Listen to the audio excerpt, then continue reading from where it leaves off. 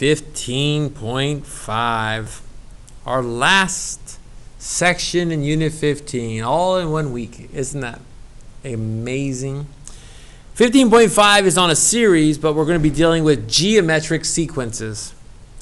What does that mean? That means that these are for sequences that multiply by a common ratio. So, just like before, whenever you see the word series, it means it's the sum of a bunch of numbers that are being multiplied by the same number, or dividing, but we're going to think of those common ratios in terms of a fraction or a decimal. Two new words, diverges and converges. Our worksheet's going to assume that you know what those two words mean. Something diverges if it gets infinitely larger or infinitely smaller. If it's diverging, getting larger and larger and larger, it's going away from anything, or going towards negative infinity. That's what I mean by infinitely smaller. Then it doesn't have a sum as far as geometric series go. But as far as the word converges, if something converges, it's approaching or getting close to a real number, then those values are going to have a sum. And you'll see that when we talk about an infinite geometric series. If you have not had time to write down the notes, now is a good time to pause so that students can get these on their note paper. Go ahead and press enter now.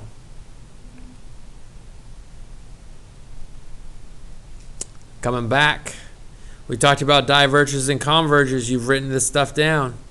We have n and r and a of 1 and how many term numbers there are. And this has the same little star. Sometimes we're going to have to figure out what this is when I do problems. Sometimes I am going to have to figure out how many terms there are. Just depends. R is a common ratio. A of 1 is the first term, and this is something that you don't have in your notes yet.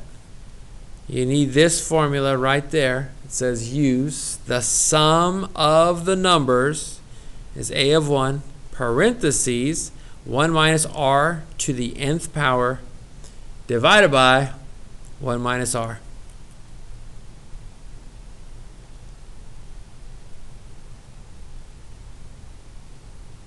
I have examples that are here. There's only one more thing that I want you to have in your notes, so we might as well write that down before we get to the examples.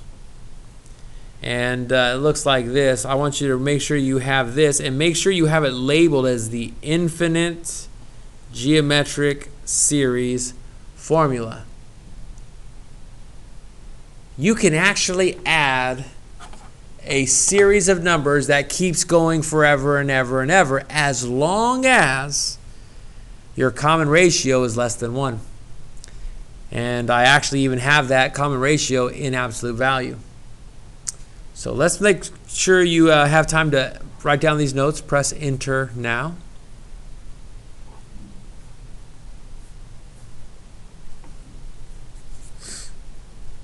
Coming back to you.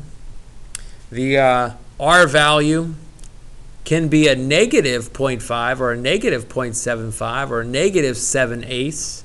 As long as it's less than 1, it means you're adding a smaller piece and another smaller piece and another smaller piece and another smaller piece. Adding smaller pieces is possible. Adding smaller pieces still can converge. Whereas adding a larger number that's being bigger and bigger and bigger, it will diverge. So with that being said, let's get into some examples. The two formulas that we're going to have to really remember are this one and the other one. So let's show you how it works. Evaluate each finite series for the specified number of terms. I guess you could calculate these out, figure it out what it would be on the 6th term, and figure out what this pattern is, write out the pattern and stuff. But I want to just show you how this formula works. So let's write it down and let's use it The sum of these terms is going to be the first term. That's our a of 1. Times by our rate. What is the rate to go from here to here, from here to here, and from here to the next number? What are we doing? We are multiplying by 3, multiplying by 3, multiplying by 3. And then 3 times 36 is going to be a huge number, so the R value is a 3. But we have to raise it to the nth power. For how many terms? Just plug that in right there. Now I am going to recommend, it depends on your calculator. If you have the Casios that I have in class, the ones I've recommended, then I'm going to recommend that you punch it in using the fraction button, and I'm also going to recommend that you punch it in with the exponent in it as well. So this is what I'm going to do. I'm going to show you how I want it, how mine is going to look. I'm going to use the 4, I'm going to use the parenthesis button, 1 minus 3 to the 6th power over 1 minus 3. So when I say I'm recommending, this is how I want this to match up with what I have right there. I showed you what this button is. Every scientific calculator has an exponent button. If you don't know which one it is, you need to ask, and I'll let you know. If your calculator doesn't have a fraction button, this is what our fraction button looks like. Some of the TIs have a fraction button as a A over B button. You might want to look for that. You can do it. If you don't have a fraction button, then use parentheses for your numerator and parentheses for your denominator. That makes a huge difference. Then press equals. Please also get used to writing down what you're doing. If you use a calculator in this unit and you make a mistake, this is how you get partial credit. Oh, they know what they're doing. They're using the right formula. They punched it in. Oh, they punched it in wrong. They'll get most of their points. I promise you that. People who don't show their work are the people who lose no partial credit if you do not show your work. And so I think this is easier than multiplying by 3, multiplying by 3, multiplying by 3, and then adding them all up. Personally, I think that's a lot faster. Then what we're going to do is we're going to also add, this is what we can do for any series that are geometric that we want to add together. So that's an example of how to do that. Infinite geometric series, on the other hand, we have to use a different formula. This is something, oh look it keeps going on forever and ever and ever. But the good thing is we're adding a smaller and a smaller, and the next number would be a half, and the next thing would be a quarter, and the next thing would be an eighth, and the next thing we would add is a 16th and a 32nd. And let me just say that we're adding something that's getting smaller and smaller and smaller and smaller and smaller. So eventually, if you look at it like that, you're eventually just adding nothing if you keep adding a smaller and smaller piece. But you're still adding something. It's just not going to take you. And as a matter of fact, this is kind of the foundation of calculus when you start dealing with limits. But how does this work? We use that formula, a different formula. The sum of an infinite geometric, because it goes forever. A of 1. Do we know what A of 1 is? 1 minus R. What are we multiplying by to go from here to here? From here to here. From here to here. So the sum of the infinite is just 8 divided by 1 minus a half? Yep.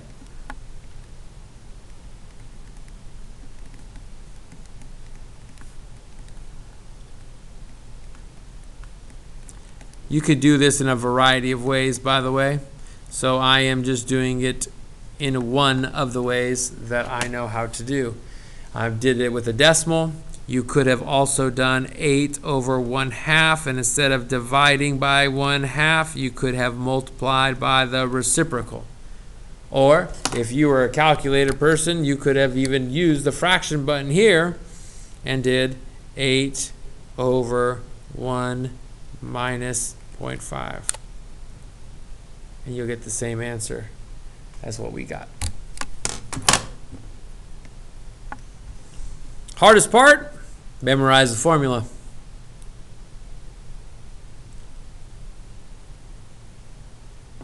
A of 1, 1 minus r for infinite. Is this infinite? Does it go on forever and ever and ever? What are they multiplying by to go from here to 2/11ths?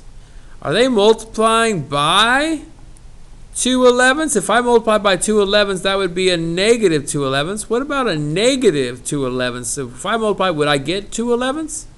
Well, let's check and see if it's right. If it's right, then if I multiply by negative 2/11ths, I would get negative 4 over 121. It works. Now I know the r value. All I have to do now is go right into the sum of an infinite geometric sequence. And before I even do that, I should tell you, is this value less than 1?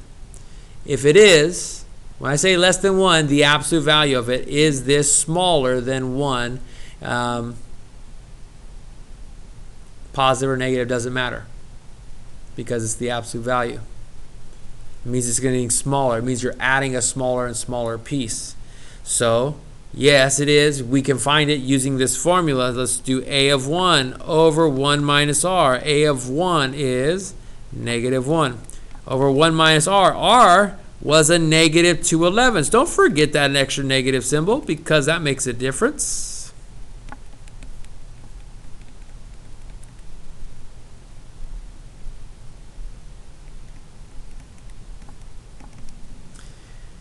11 over 11 plus that's 13 over 11. Instead of dividing by that, I'm going to multiply by the reciprocal, which is negative 11/13.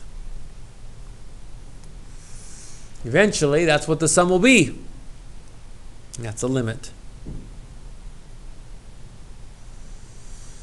I have 2 more examples. We're almost there. Evaluate each infinite series that has a sum. So this is now saying from 1 to infinity of this geometric sequence. If you look at that, you might go, how do we do that? Well, the first thing you need to check, because you have to remember your geometric formula.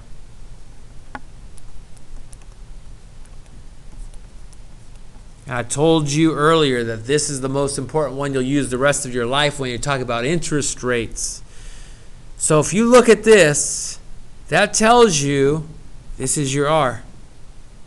What's the A of 1, Mr. Promo? If I don't see it, I just see the n minus 1 and I see the R, but I don't see the A of 1. Well, what's in front? What times this makes it? The A of 1 in this case is a 1.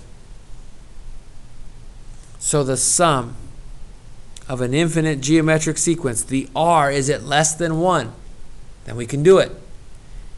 Every one that has a sum. This one has a sum. Take your A of 1. Divide it by 1 minus R. Don't forget the negative goes inside the parentheses. All you have to do now, 1 over 2 halves plus 1 half is 3 halves. Instead of dividing by 3 halves, I'm going to multiply by the reciprocal,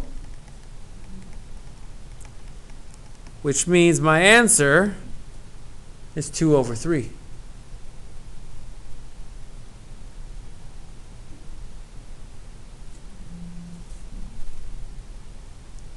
I go fast because I can do the fractions. I'm used to it. If you are not good, remember, calculators have fraction buttons on them. Learn how to use it, or remember your rules and go back and review. Last example.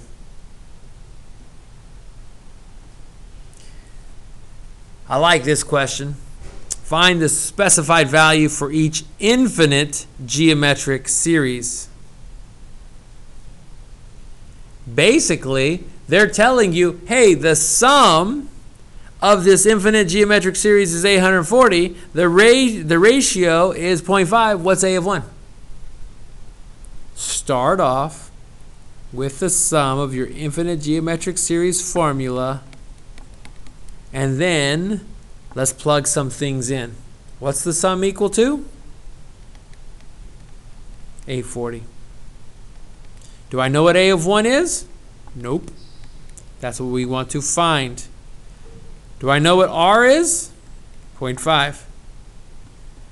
If there's a long bar, this is in a group. Got to do the group first. 1 minus a half. I'm just going to call that a half.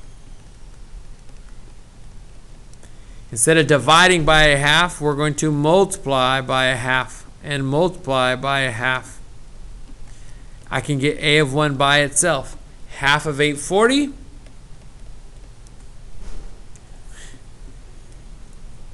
I hate this answer. There you go.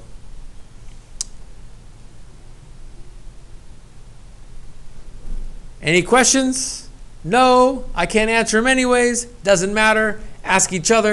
Do the best you can. You have homework is to do 15.4 and 15.5.